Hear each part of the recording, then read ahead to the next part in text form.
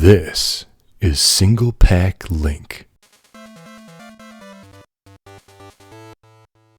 To learn more about the Game Boy Advance Single-Pak multiplayer functionality, such as how to connect compatible games with GBA link cables, be sure to check out my how-to video, link in the description.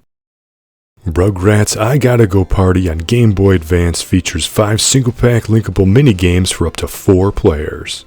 The first game, Matchup, is your typical flip cards over until you find a match minigame. Only available in a 4x4 grid, the player will barely have enough time to complete all matches within the non-adjustable 45-second time limit. It isn't great.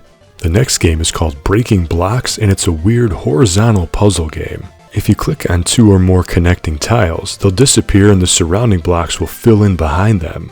The player who clears the most blocks when there's no moves available is declared the winner. A little strange, but also not great. Next, Phil's Mud Pie tasks the player to hit correct buttons to compile disgusting pies in a 45-second time limit. Tap any button on the D-pad to add worms, B is used for grass, and A tosses in mud. Also very much not great and entirely skippable. Worm Mazing is essentially a 60-second pipe dream clone where you need to rotate pipe pieces to guide a worm to the goal. It might be the best minigame out of the bunch, but it still isn't great. Finally, Which Piece Fits is essentially the worst minigame as players must complete a puzzle of a teddy bear in a short 30 seconds. It's the same bear picture every time, so you get better with each run as you start to memorize the pieces. Also very skippable. Even though these minigames are basic, boring, and not worth the hassle of connecting the link cables, it does have a couple redeeming qualities. First, it is a good-looking GBA game, especially considering this is coming from one cartridge.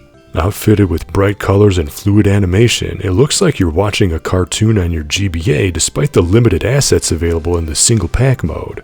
Also, there's music and it actually isn't too bad. While the same tune will get annoying when playing these repetitive minigames, care has been put into the presentation of this forgotten licensed IP GBA tie-in. The worst part though is needing to restart the GBAs when you want to switch to a new minigame. Since all these games are pretty terrible, tediously restarting only adds to the suffering. The Single-Pak Link mode in Rugrats I Gotta Go Party is entirely skippable, forgettable, and justifiably overlooked. While it visually looks like the cartoon, fans will want to stick to watching the show instead. That, or think about how these babies are now in their 30s, probably have an illegitimate kid or two, and at least one divorce under their belt. But what do you think? Did you watch Rugrats when it was on Nickelodeon in the 90s? How much would it suck if your last name was Pickles in real life? Let me know in the comments. And if you like this Single-Pak Link coverage, be sure to check out my multi-boot GBA playlist right here on my channel.